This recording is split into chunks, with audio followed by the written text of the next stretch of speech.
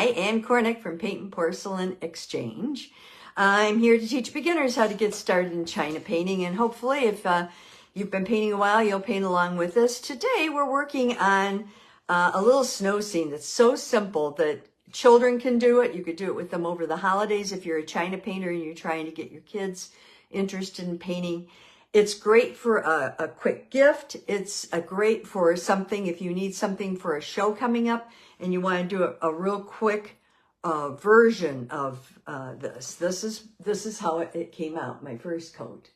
And as you can see, I think this is the most fun, is doing the sky and then taking isopropyl alcohol and just dabbing it on a Q-tip and then dabbing it on this piece after you've let it set up a little bit. And down here I have a little bit of mother of pearl just to give it kind of an icy look to it. But you don't have to necessarily do that. It's entirely up to you. There is no study for this particular plate because it's so simple. There's no reason why you can't create it on your own. And this is how my second fire turned out. That's what we're working on today, is the second fire. This is a first fire. And you can see it still needs a little work. The trees need to have a little depth to them. I think I'm going to put the walk in. I'm going to add a little more. If up close, you can see there is blue there for the snow, so I don't know if I'll do that. But there's some shading on the house and things that need to be done, so we'll do that. We'll talk about it. And then a companion to this is the mug. And I did this cute little mug to go along with it. And on the back of the mug, I have a little snowman. And it's just a very simple kind of, hot cocoa mug, or for the kids, this set would be a nice set for milk and cookies. We're gonna talk about colors that pretty much the same as last week, except I've added a green gray or just a light gray, whatever light gray you can find. If you don't have mother of pearl, you can use this for the walkway. And then I have, of course, carnation and this blue, which I absolutely love. It's a dark blue, but it's from Paula Collins, and it's a bright dark blue, which I really like. This is rich brown, moss green, darkest green, black, egg, because egg always plays well with reds, and carnation plays well with yellows. And then this is a gray green, but like I said, a light green would be preferable. You don't want to take away from the house. The house is the center of this. Brushes I'm going to be using, very, very simple. I have, what size is this? This is a 1/4 inch. This is my scroller. And then I have a number 2. And that's really all I'm going to use on this. So, this should be fairly simple. First coat, I did the blue. We let it set up, and then I took those little applicators, or you can use a pointed Q-tip like this, and I just dipped it in alcohol, isopropyl alcohol, and then I just put the point on here, set it, and lifted it, and that's what created these little snowflakes. And they really turned out cute. Now, the trees need a little depth. I think some of the shadows down here I might darken up. I don't want to get too close to the path. I also want to put a little bit of, fix this up, add a little shading to the clapboards, and also take and under here put some shading. So we'll get going. Alrighty, like I said, one of the first things I'm going to do is do some shading. So I'm going to get my number 2. It's a nice tiny brush. I'm going to put side load with the blue that I have, the same blue I used for the background. Now, first thing I'm going to do is kind of go along here real quickly. You want to make sure that you can see the roof line. And I noticed on a couple of spots here that you really can't. So I'm just using the edge of the brush and creating that roof line there so that it's clear that there's a roof line. Otherwise, I'll lose it and I'll forget about it. Okay, there and there. Okay. And now I'm going to go and take a little bit of the blue, a little darker, and I'm just going to shade under here. Now, you're just going to basically paint over the red that's there. And you just want to make it I'm side loading my brush. You just want to make it look shadowy, okay? And you're going to do it on this side too. I mean, this is so simple, such a simple project that anybody could do it. And like I said, this is a good project for watercolors, acrylics, anything like that. I mean, this is just simple. You might also want to put a little of this blue right here underneath the chimney. Give it a little depth. If you want to shade half the chimney, you can. I'm going to go in and just use my my liner. Okay, now I've put brown on my brush. This is my scroller. And if you're afraid of pulling down and getting into the top, then start at the bottom and go up. And that will avoid that. You know, you won't have to worry about, oh, what if I get it in the white there? And then I'm just going to put a little bit here, maybe a little here, a little here. Let's see. I think that chimney could be a little more. Here we go. And keep your lines kind of broken. They seem to be more realistic that way. Then I'm going to go on the clapboards and just do kind of a broken line.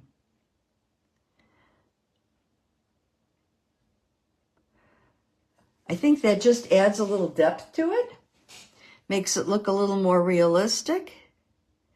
Gives you a little shadow. Oops, I need a little more up here. That little guy disappeared.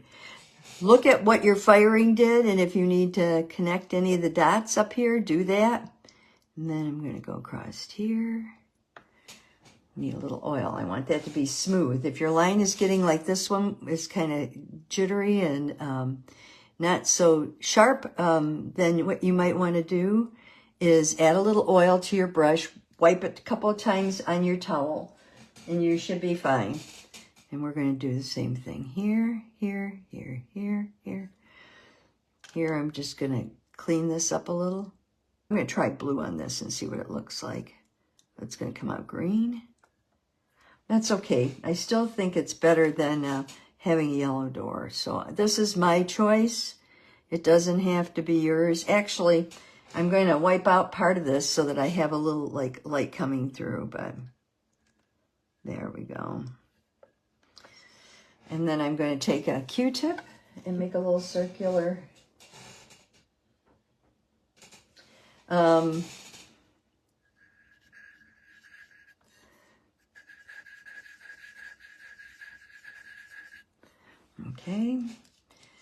I kind of like that. I might just take green though and put on it because I think, where's my green here?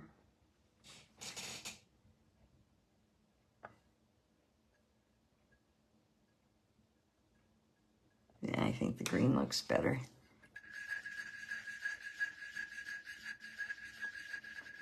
Okay. And then I'll just put a little brown around that. Use your Q-tips to help you with evening up these little details if you need to. It's an easier way to do some of this. Don't forget your doorknob. I'm just going to put a longer one on here. There we go. Okay. And then on the outside here, I might, there. Okay, so that's my little house. Not much to it. Give it a little more so it stands out a little more here. And I'm doing it before I finish my trees. Okay, your finger is great. It'll help you smear stuff around and make it look nice. And okay, I'm pretty happy with that. Moving right along. Now I'm going to do my trees upside down. I discovered in doing this little this little guy here, this mug. I want to make sure you can see it. Yeah. The trees that I did on this, oh, gotta get over this way more. The trees that I did on this, I mean, I really like. And I did them with a different brush. Instead of using the small little liner that I used the last time, I used my number 2 brush. And it worked out very well. So I got my little number 2, And I'm going to turn these guys upside down. I'm only putting a side load of the darkest green on them. And luckily, see, I fired the top. So now I can rest on this and I can go like this and just add in some depth. Now you want to do it real choppy. You don't want to do it real solid, because what you're trying to do is just make it look like it has a little bit of darkness, shadow underneath the leaves, underneath the branches. So I'm just side loading it, and I'm doing it with my number 2 because I actually ended up liking the number 2 better. And I'm doing little dots, kind of pulling it towards the middle, but they're little dots all the way up. Oops, there we go. And I'm just gonna put it sort of underneath what I have on top. I kind of like how I took, last time I took the Q-tip and I just sort of wiped out a little of the snow here and there, and I kind of like that, so I'm trying not to destroy that. I'm trying to kind of lay this in between that. I don't like that there. Get rid of it there. Okay. And then I'm going to do it on the other side. Now, I can turn it over and show you what it looks like. I really like this, and I like the way that the dark sort of just makes it look a little more realistic to me. I realized afterwards I forgot to put I was going to put a moon in the sky and make this a nighttime plate, but I forgot. So if you're doing this and you want to try the moon, you can do it. It's pretty simple. Remember that the moon has those craters and everything on it, though, so as you're doing it, you want to make sure that you go back and add a little gray or a little blue or something just to make the craters stand out. You don't just want a circle in the sky or a half circle in the sky. Now here I don't have a couple branches, so I'm putting them in. I put a full load on my brush, and I'm tapping them in with the top of the brush, this part, just to kind of get them in there. Okay, and then on this one, I'm trying to go underneath, trying to get the depth underneath. I really don't like what I did there. Hang on. Wipe that off. Okay, and go back. You know, as you're painting, if you don't like something, you don't have to leave it. So, here we go. Now, I'm doing this upside down, so you do have to turn it around and look at it. Oh, and see, like here, it's chopped off. I don't know why. So, let me get my branches and just put them in there. Oh, okay. Alrighty. Okay, so that's pretty much it. I mean, I'm pretty happy. You could put snow in this. You know, you could put smoke coming out of the chimney. If you do that, you have to do it on the very first fire when you very first do your sky. So think about, what am I doing? Am I going to do my sky? Am I not going to do my sky? Am I going to make a moon in it? Am I going to put a star in it? Am I going to do whatever? You have to block that out first. This is another thing. See here? When you're doing something like this on a plate and it has an edge, if you're not painting that edge, make sure you take the color off into the, like I don't have this color off there. There, that's a little better. And that way it makes the plate look a little more complete. That was the biggest problem I was having, is I always forget that. A good conditioner for your brushes, if you're worried about them, is that Terpenoid Natural that I use. And what I do is, and this is a good example, this has brown in it, so I'm just sort of swirling it. And I'll pat it on my towel, or my whatever, you know, my towel. And then I'll do it again and look at the difference. See how much came out in a couple of my, but it'll stay pliable like that. Very pliable. And you won't have to worry about your brush getting gooey or gummy or messed up. So that's another thing I wanted to mention to you. So before we do the luster, because I have to put all my oils away, let me put this up. Here's what I'm going to do with the little, so there was this little path out front, right? Like this. And I'm just putting the color down. I'm using my big filbert. And you just, oh, for some reason it wants to drop. Okay, there. Kind of smooth it a little bit, but not much, because, you know, you want this to be now, if you like it like this, leave it. If you want to make it more of a, there's another hair.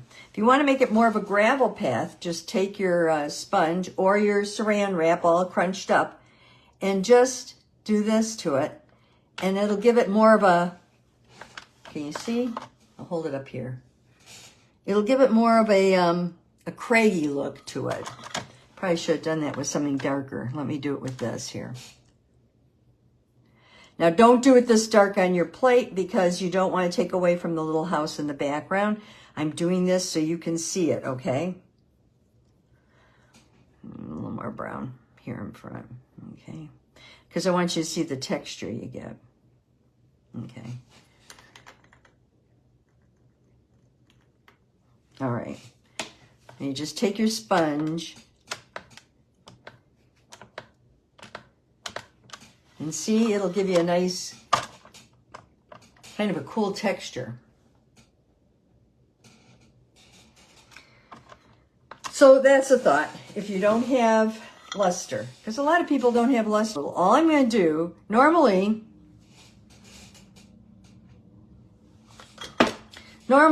see here, I would go along the edge here, and where the blue is, I would put resist, red resist. This stuff. But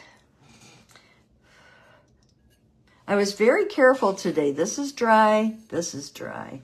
There's a little bit up in here that has the paint with the oil. You don't want to mix the oil with the mother of pearl because, or with your brush that you use for mother of pearl. When you use lusters, they have to be oil-free brushes, okay? So I'm moving all my oils out of the way. And I'm cleaning my tile, moving that out of the way. And what I'm going to use instead is, I have my tissue paper. Now, I've used some of this before.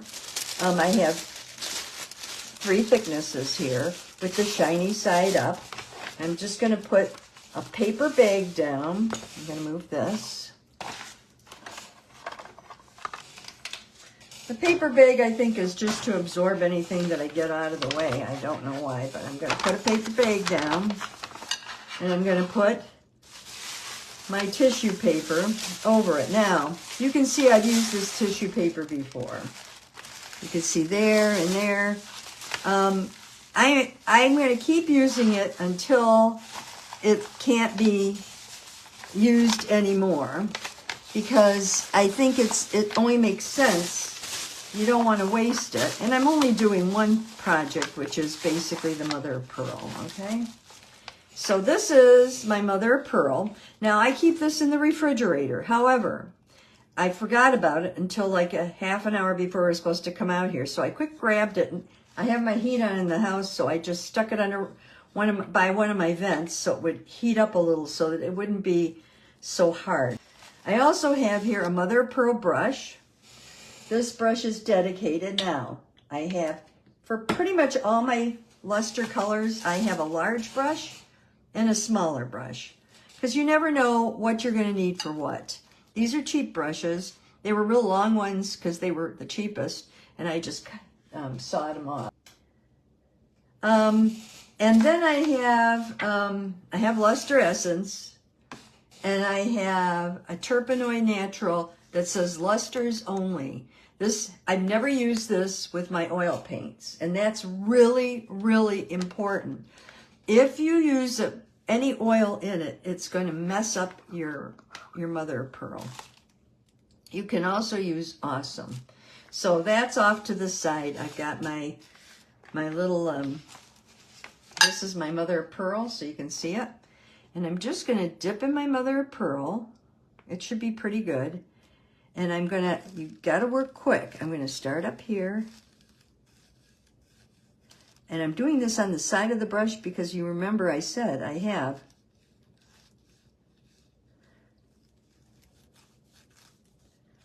I'm just gonna outline it. I have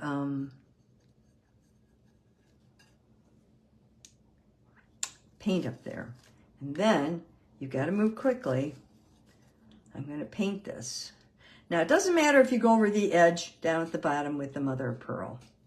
The reason is because the mother of pearl is almost a white, same as the china. Nobody's going to know the difference. But here, I may want to jog out a little. Okay. And I'm just painting it on. And I'm trying to keep it very liquidy.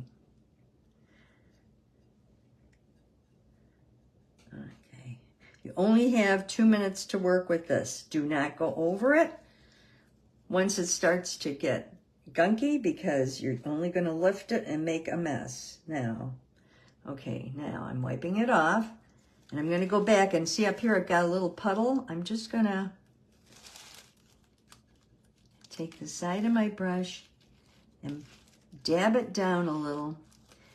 And then I'm going to go like this because with mother of pearl luster, you want to put it on in a crisscross pattern to get the most color out of it. You can see it's starting to, okay, and that's it. I'm done. I'm going to put my lid back on.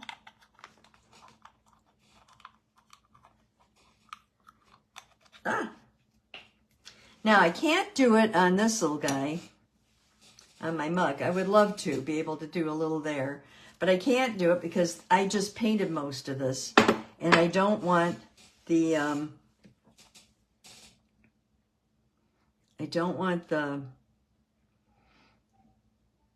luster to get wrecked by having oil nearby.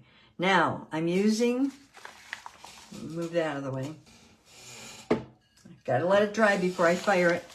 This is my Turpenoid Natural, and I'm just gonna dip it in there and clean it as best I can. I'll show you. This is the Turpenoid Natural. This is how it comes. It's the green that you want. You can order it on Amazon. You can order it from Dick Blick. This is how it comes. There's 2 Turpenoids. One has a blue wrapper. The green one is the one you want. That's the natural. The other one is more like turpentine. And you can use it in place of turpentine. I don't think it's as good. So what I'm doing here is I'm just trying to clean my brush a little. And then I'm just going to keep wiping it. Now you know that mother of pearl comes out red. So I'm just going to keep wiping it until I get... I'll show you here. Move that over. Until I get all the red out of it. See, the red's pretty much out of it. And then I'm done. And then I'm going to take my Turpenoid Natural, close it, and I'm going to leave this. I still have some paper on the inside that I can use. So I'm going to leave this to dry, and I'm just going to set it on the floor on that paper bag, and it will dry. And this will dry. And that's it. That's all there is to it. And then I put this, and see I have mother of pearl on here. And I'm going to put this in a bag that's separate from all my other brushes with the yellow, because mother of pearl and yellow need to have, and the light pink need to be kept separate from the other China paint that you have. So this is done, and it will turn out, I'm hoping, let me get the other one out here, like this. And see how I have it down here across the bottom, and it kind of looks a little bit like ice. I kind of like the look of that, so we'll see how that goes. Then thank you for watching. Pick up those brushes, keep painting, and I will see you next time. Bye-bye.